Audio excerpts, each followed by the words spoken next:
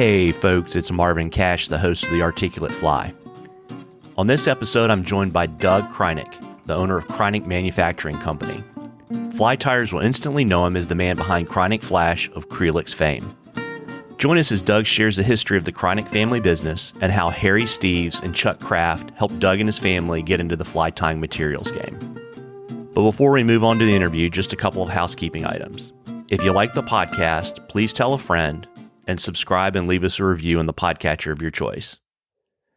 And a shout out to this episode's sponsor. This episode's brought to you by our friends at the Bristol Bay Defense Fund. With the decision on Pebble Mine's most critical federal permit application due later this year, 2020 is an important turning point in this long-running saga. To help this diverse coalition continue its efforts to protect one of the world's largest wild salmon runs and all of its economic, cultural, and ecological benefits, please visit www.bristolbaydefensefund.com and donate today. Now, on to our interview. Well, Doug, welcome to The Articulate Fly. Well, thanks, Marvin. This is great. I really enjoy you having me on here. Yeah, I'm really looking forward to our conversation. And, people may or may not realize that I certainly know that people in the Mid-Atlantic do that tie Kreelex flies. They understand that one of your great contributions to our sport is Kreinik Flash. But before we talk about Kreinik Flash and some of the other stuff that you manufacture, I thought it'd be great if you could share with our listeners a little bit of the history of Kreinik manufacturing. Well, it's really kind of interesting. My dad was basically an inventor. He taught classes in Brooklyn on plastics, and he was really into the plastics industry and textiles. And my mom was taught couturier design at different universities. And my dad was working for a chemical firm in West Virginia, and they fired everybody who was 55 and over. So he was 56 and a half. And so he had a hard time finding a job, and he got angry with my mom, said, "You're doing all your needle points all over the car. Can't you do something about it?" Well, that's how they got into the industry. So we started out in the needlework industry. And so after about 8 years, they finally started bringing in different sorts of threads. So they brought in silk, and then a year later, they brought in metallics. And my dad used to work for the Department of Navy, and when he was working for the Navy, he worked on materials back in the early 50s that used a metallic-type material that the Admiralty wanted to see what that would look like to make the regalia that they would wear. But they didn't like it because it didn't oxidize in seawater. So he stuck that in his brain, and almost 30 years later, he was walking around in a museum in New York and saw something that struck him, and he said, "Wow, I could take this plastic type material and emulate real metal threads and come up with something." So he started making braids, and that's when it started growing. And so we were making braids, and back in the early around 1990, there was this professor down at Virginia Tech, Harry Steeves. And Harry, I was walking around his house, and his wife was a needle pointer, and she dropped a bit of braid on the floor. He picked it up and made a braided body, and came to her and said, "Hey, where'd you get this stuff?" And she said, "Go find your own stash." So he called us, and that's how we got into the fishing area, because he was telling us all the different ways that our braids could be used. And then we then found that we could supply flash also. And so I actually came up with the idea of flash in a tube so you could control it. And so today we have we have braids in 260 colors. Because in the beginning, my parents said, well, 5 colors is enough and 3 different sizes is enough. Well, it's just amazing where we're at today. And then we also make piping, and we make flash in different sizes. We sell bulk flash. We even sell scissors. I took an idea that I saw at a fishing show one time. A fellow was cutting deer hair, and deer hair is hollow and it's slippery, and so metallics is slippery. And so I decided, well, let's serrate the edges of the scissors that we're getting. And so we started doing that. And so that using a serrated blade to cut metallics is better because it doesn't dull as fast. So that was a plus, something from the fishing industry that I brought into the needlework industry. So, and then we have our bobbins. Our bobbins are a little bit larger, so we now have a bobbin, a bobbin holder for the spool. And so we cover a lot of. We have silk dubbing, and we have different silk products for doing bodies, and also cording, so that you could in metallic, so you can do rod building. So we cover different areas, and it's been an exciting trip. Learning all this, because it's just a matter of having a very open mind and learning as much as possible. And so, it's interesting, you manufacture a lot of different things. Are you now the sole owner? I assume you've succeeded your parents' interest in the business? Yeah, I actually at one point there were many family members in the business, and my brother and I were actually in business for 20 years, and then I decided to buy him out, and so I'm it today. I'm the only one left in the family here, and I have we used to have two offices, one here and one in Baltimore, and we just have the factory now and here, and everything comes out of this office here. Got it. And so, how long have you been running Kreinik Manufacturing? Kreinik has been around for 47 years. And I've been running it since, by myself, I've been running it for about the last 12 years. And but before that, my brother and I bought my parents out in 1988. So we've been running it for quite a long time. And this doesn't have to be a fly fishing product, Doug. What's the most interesting thing you think you make at the factory in West Virginia? Well, this week it's elastic. We started making elastic for people looking for masks, and we could convert some of our machinery over to making elastic banding for masks. And so that's been pretty interesting. It's opened our minds up to different types of things that we can machinery. So that's been kind of exciting. Other exciting things, we supplied threads that were used by the costumers in Game of Thrones. That was pretty exciting. And I remember watching the last season and trying to find out where they used my threads. In the last 2 seconds, the Queen of the North was putting on this robe, and the robe was embellished with our product. Yeah, that's pretty neat. I think I remember when I was doing research for this interview that if I remember correctly, your daughter is a TV producer, and you kind of told her to always remember to plug the family business. Exactly. I always tell her, remember Dad. Yeah, she just had her first comedy come out in LA on Apple TV this past year, and she works with a really good crew of people, and she's very smart, and I just keep telling her, remember Dad, if you're doing a period piece. Absolutely. And I have to ask you, Doug, are you an angler?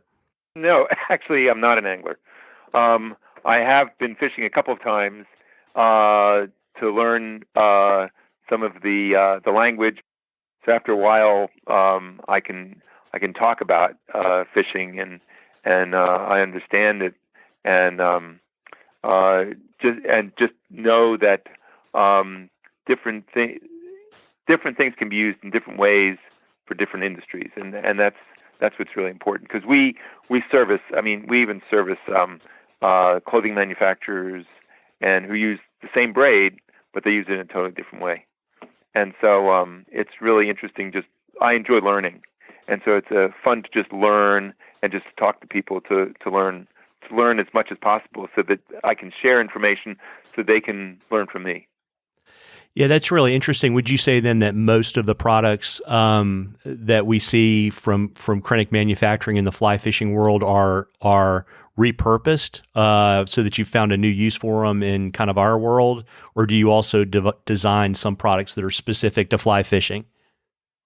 most product we have, except for maybe a few of them, are repurposed.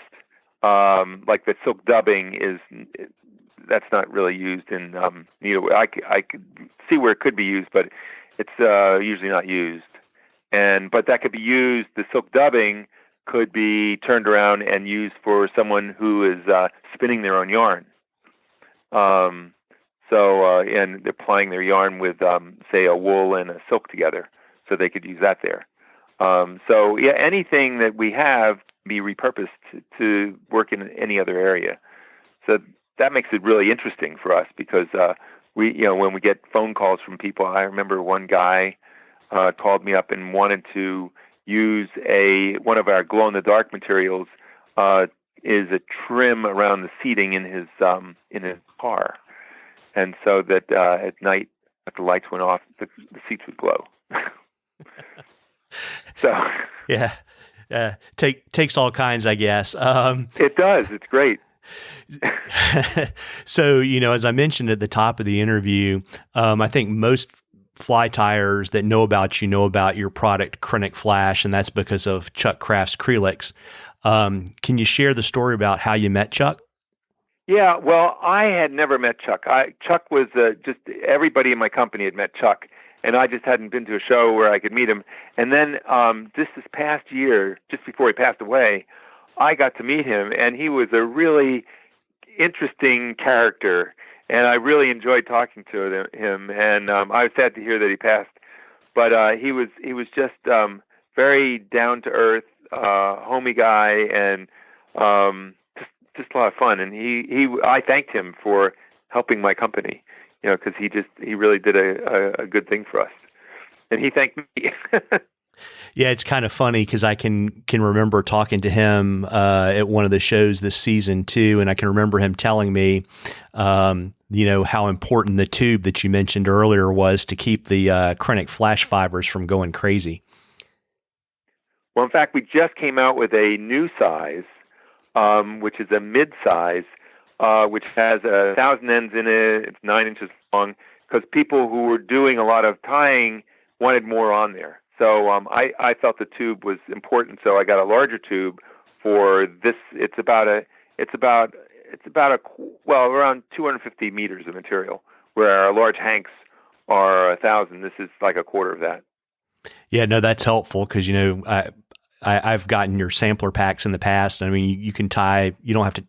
Can't tie a lot of flies with those, but you then you go to the website and say, can I get more? And you're like, gosh, I don't know if I need that much.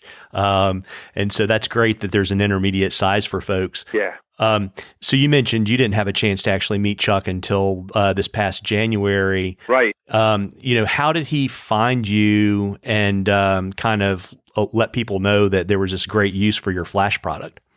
Well, we had another fellow working for us at one time, and he would go to a lot of the local shows, and he met Chuck at one of those local shows, and he gave Chuck a lot of product, and then my marketing person Dina had also met him and had given him product too, and when my brother was in the business, he had met him, so everybody had met him, except for me. So, we had been working with him for a number of years. Did he ever give you advice or suggestions on kind of how to tweak Kreinik Flash to make it more fly tire friendly? No, he just gave me ideas on other products I should have, that I should do. So, you mentioned Harry Steeves earlier in the interview, and Chuck. Are there other fly tires that helped with the adoption of Kreinik products? Yeah, there were a number of them. One that comes to mind was Ed Koch, and Ed and Harry wrote a book together on terrestrials. Yeah, funny you say that. I've got it in my bookcase right here behind me.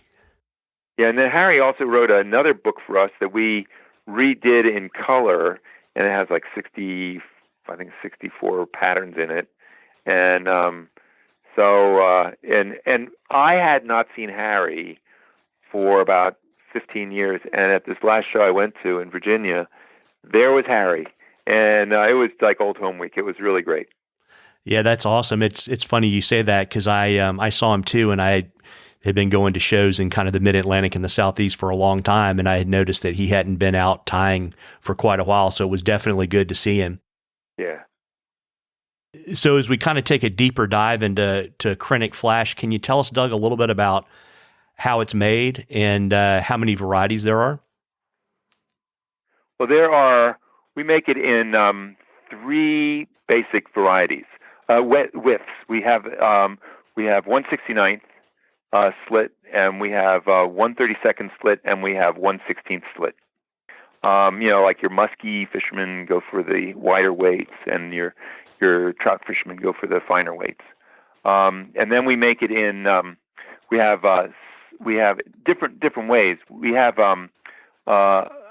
an unsupported and a supported thread. The unsupported is just the polyester without any other thread involved with it. Where the supported has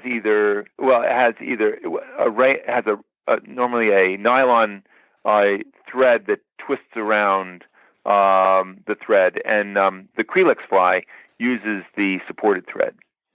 But we have all sorts of customers who like to blend them together, or just use the like the unsupported threads. And in the unsupported threads,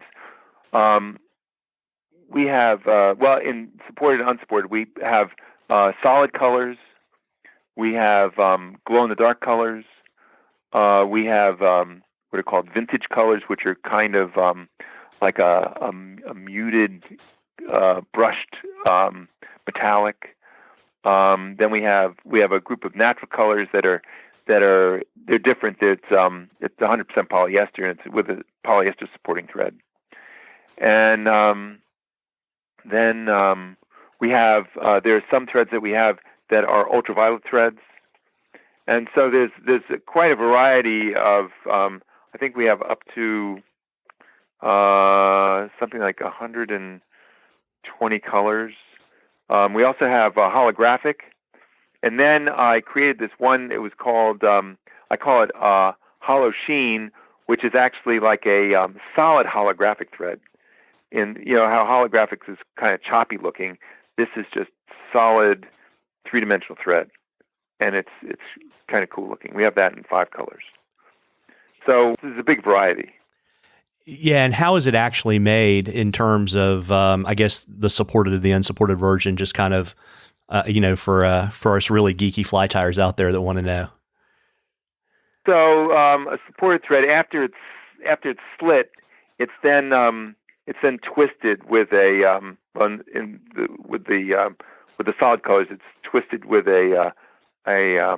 like 2 nylon threads, and in the clothing business, that's used to give extra support when they're weaving it. So, but this kind of gives it a more solid effect. And it doesn't flutter as much in the water. So the unsupported is without. So it's taken off a large roll, and there are these very, very, very fine slitting devices. And so 1/69th, that means that you'd have almost have 69 ends in 1 inch. So these are really, really fine. And then as you go up to your 1/32nd and 1/16th and on up there, and it just gets bigger. But it goes through a special device that slits it, and then they take it and then we twist it with another material, and that's how we get the Kreinik materials. And then to make the braids, we take either the unsupported or supported threads, and we put that onto braiding machines, and we make braids of different weights. And to make the piping, we take a core and put it through the center, and then braid around that core. And then the flat braid is made. The machines are designed to make a flat material, and it's braided. And braiding is a lot like weaving, and only it creates a very, very strong material.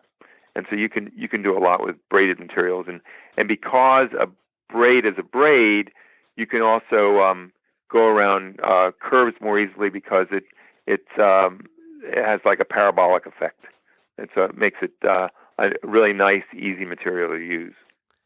Yeah, that's really interesting because I know too that, when we talked about your silk dubbing a little bit earlier, but, in addition to the Kreinik Flash, I know you make micro chenilles, right? You mentioned some of the braid that I think I've seen demos on your website to, for example, do midge bodies and fly bodies and things like that. But why don't you let folks kind of know kind of the other universe of Kreinik products that they may not have heard of before?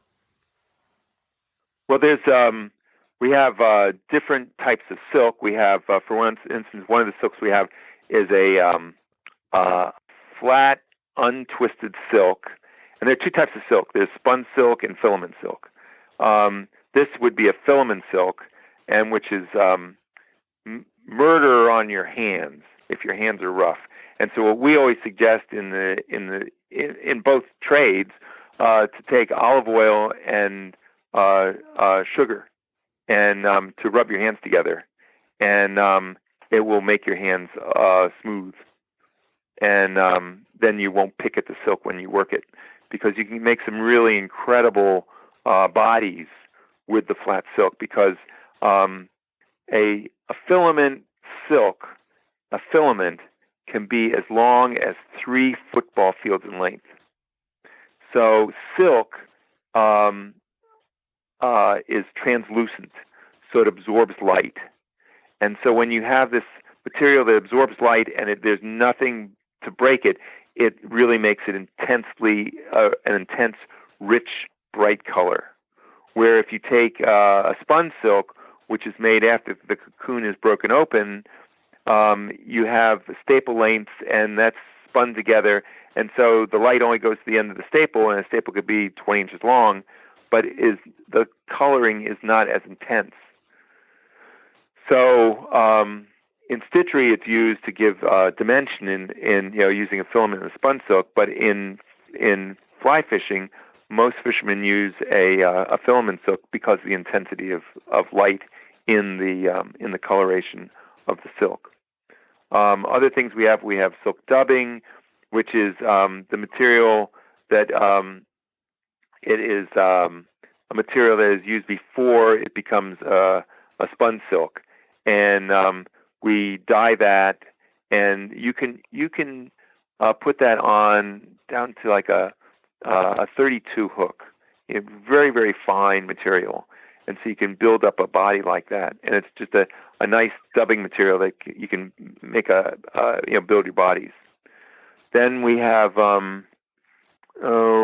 we have our piping, which you can take the core out and flip that around on the body and make that into a nice body. You can take the ribbon braids, and I've seen like the backs of beetles, the image of a backs of a beetle, and you can take like our peacock number 085 material that's in the flat braid and whip that around, and it looks just like the wings of a beetle. Let me see, what else do we have? You got your micro chenille, right? The micro chenille, that is a short. It's a short fiber rather than a long chenille. It's a very short, nice fiber. And the funny story about that is we originally brought that in for our fishing customers, and a couple years after we brought it in, one of my needlepoint customers came to me and said, "Doug, why can't we have this?" So I said, "Oh yeah, that's a good idea." So I brought it out for the needlework industry. So it was funny bringing something in for one industry and then bringing it over to the needlework industry. Yeah, it's funny. That's almost kind of backwards. Yeah, it is. And but then we also have materials. We have another material. It's called our Japan threads, and that material, instead of being made with polyester, is made with rice paper, and that's infused with silver, and then a coloring is put on top of that. So you get these very bright metallic colors that you can use for ribbings.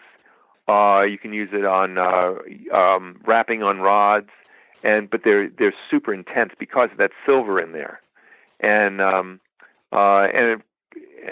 so of course when you lacquer something, you don't have to worry about it being affected by water. And somebody said, well, can I use this in water even though it's made of paper? Yeah, you can use it in water because it's not going to be in there that long, and so it's not going to really be affected by water. But you get really intense colors with that material used for ribbing. Yeah, I mean, that's a lot of stuff, right? And I guess it's maybe kind of hard for me to kind of ask the next question in the sense of, I know particularly for people that tie a lot, they're able to kind of tell you the difference between even the same type of material kind of across manufacturers. Can you share with our listeners kind of how the Kreinik products differ, maybe from some of the comparable products from like Wapsi or Hairline or some of those other companies?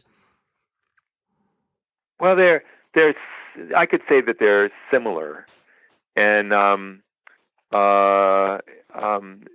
are people who've tried ours, and we have I think as far as our braid line goes, we have a greater extent of braid colors, and then when I did the show in Denver, we were told that we had a greater variety of flash too, and because our advantage is since we're making braid in so many colors, we have a lot of colors to choose from to make flash. Yeah, I think that's definitely true. I don't think I've seen anyone that has as many different colors and textures of flash on the market for sure. And we've talked about this a little bit, but you like to spend a lot of time on the road teaching and going to trade shows. Why is that so important to you? Well, it had been important because it just gets me out to the public and gets me to introduce ideas and concepts to people. I give a lot of. I had been going around giving a lot of talks. That all I think is going to be changing now. I'm going to be doing more video Zoom talks to groups of people, and instead of going out on the road. And the trade show industry has changed a lot too. They're becoming, I think, more regional. People don't want to travel as far, so it's really kind of interesting. We used to do one show that used it was in Anaheim, and it would take 7 exhibit halls, and it's down to 1 now. And then a trade association that we'd belonged to and I'd been president of, we'd belonged to it for 45 years. They just folded yesterday. So it's going to be interesting to see what happens in the future. And one of my friends in the quilt market did a viral show on Zoom, and his company was given a room, and so people could go visit those rooms. So it's going to be interesting to see how that's going to work. I think being at a trade show I prefer that because people can come and touch and feel things. No matter what the industry is, it's touching and feeling product to see, do I like this? Do I not like this? Do I like the feel of it? Is it going to be something my customers are going to like? So there is an advantage of doing trade shows because it's face to face, and you can learn a lot more about people face to face, and that's why I like trade shows. And then I go for the food too because it's fun to try new and different types of food in different places I go.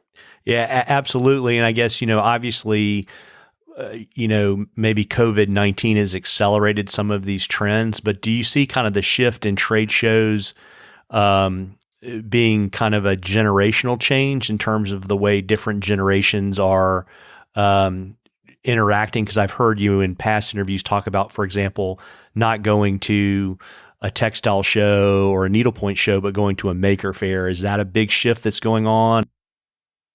Well, actually, I had been going to maker shows, and they're kind of changing too right now. But I think maker shows are going to be, and I might even find that I kind of found that the fishing show I went to in Virginia was a combination of a a show and a maker fair, because people could see how things are made, and they can sit down and they can try things out.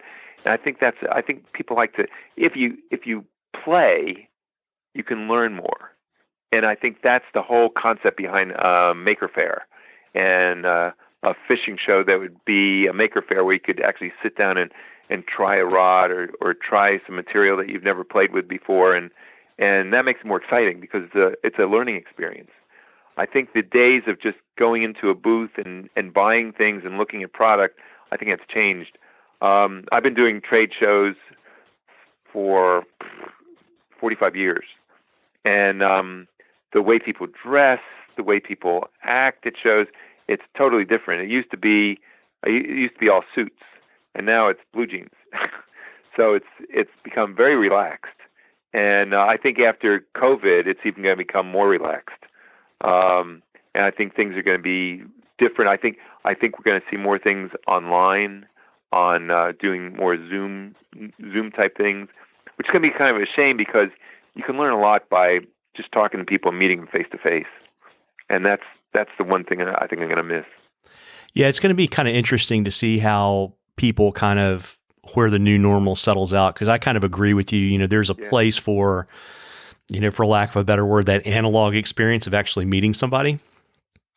And, you know, whether people will allow technology to kind of be a substitute for that, or if they'll kind of just be more willing to have, I guess, what I think of as digital augmentation, where like you still meet in person, but now you have the ability to connect more often digitally. Well, one thing that we were finding out was those shops that were set up online only were finding that they, down the road, had to have a brick and mortar because people wanted to visit, people wanted to see, how things are made, or they just wanted to. They liked the store online. They wanted to see what the store was like, and in truth, to have a kind of a hangout, because stores are going to have to change, and that they're going to have to be places where people hang out, get a cup of coffee, learn things, sit around, and events happen at a store, and because the competition that the small mom and pop has against the big chains, that's going to be one thing, and then also against online. Everybody's going to have an online shop, because if they don't, because a lot of people don't have the stores in their area, and it's in every single industry. And trade shows in every single industry are finding the same thing. I heard a report on the antique clock industry, and they used to have 35,000 people coming to a show, and the last show they had 13,000. And because if you want to buy a cool watch, you just go online and get it. You don't have to go to a show to find it. So things have to be different. It is going to be a new normal. Yeah, and I know when I bumped into you in Virginia at the Virginia Fly Fishing and Wine Festival, you'd said you had learned a ton at that event. What were some of your major takeaways?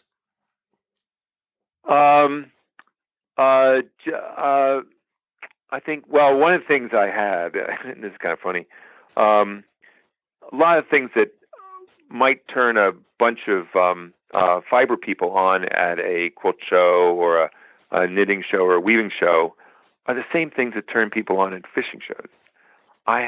We have boxes of, unfortunately, waste that is created, and never hits the floor. It's just cut out so that we have a pure braid, and we put it in a box. Then I come and bring that box to a show, and I dump it on a tarp on the floor. Same thing happens. We have people sitting around, talking away, meeting other people, and filling up bags with stuff so they can play with it. People like to play. Yeah, very neat. And what's the best way for a fly tyer to purchase your products? They can find it online. There are different stores around the country that do carry a lot of our product. They can go online. They can go online. They can even buy it through needlework stores. It's kind of a little joke I have. I put out a brochure for the needlework stores on how to lure in the fishing customer. And good. And my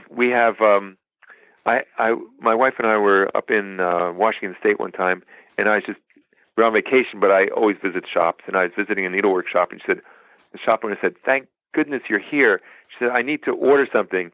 I have all these men who sit outside it and don't have anything to do, and I need to order some of your fishing kits, and so they have something to buy." So it's funny. It gets funny, and I always tell shops I actually tell shops what you might want to find is a fishing shop in your town, because a lot of these fishing shops don't have the amount of threads and fibers that you have in your shop, and you might be able to do a joint class with them where they are really interested in selling their equipment and their tools, and you're interested in selling your threads, and you can work together on that. And some of them have done that. Yeah, very neat. So, obviously, you can buy from, I guess, people that buy from you wholesale, like needlepoint shops. And I know you've got a factory outlet store, but do you sell direct to retail customers? No, we do not. We do not sell direct. We have there are shops online that we have lined up, and we're getting a couple of fly fishing shops also when we set up our new website. And we don't.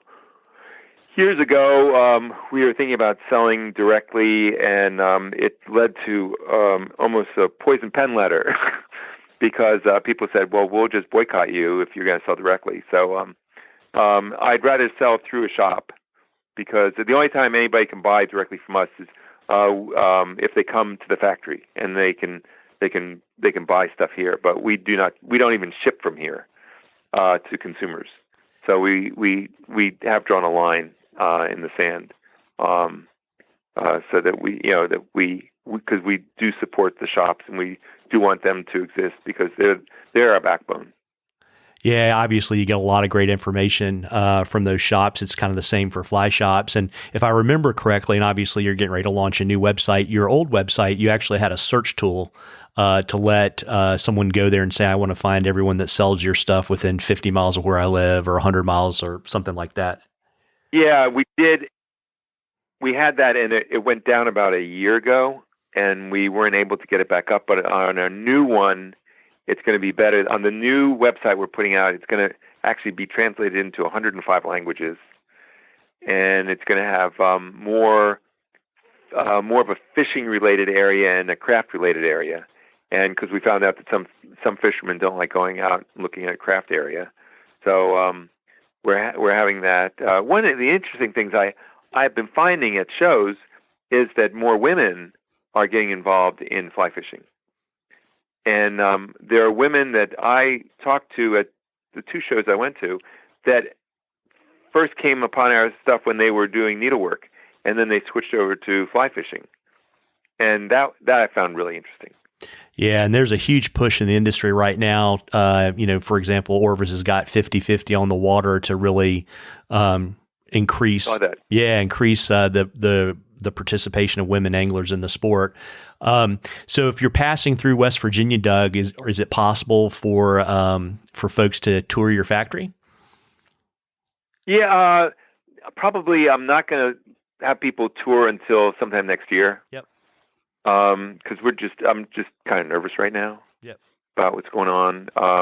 Because in fact, with the elastic, we don't want people to even come over to the factory locally to come to the factory and buy, because we don't want any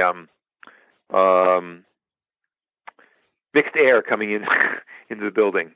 I'm really protective of, and everybody here is protective of each other. And so we want to just keep it a real localized group of people. So we'll ship things out to the people buying elastic right now. But probably next year I'll start up with tours again, because I've had busloads of people coming in here and taking tours, like needlework people. We are a sponsor of Healing Waters, and we've worked with them, and we've have given them different products to play with and to work with, and we have a really nice rapport with some of the people from Healing Waters, and so we think that that's a really good program out there, and so a number of the Healing Water people in the local area here have come by over the last 2 years and toured the place. It's a phenomenal group, and I enjoy talking and showing people stuff. So they were enjoying that. Yeah, that's neat. How else has COVID-19 kind of affected your operations and your product availability?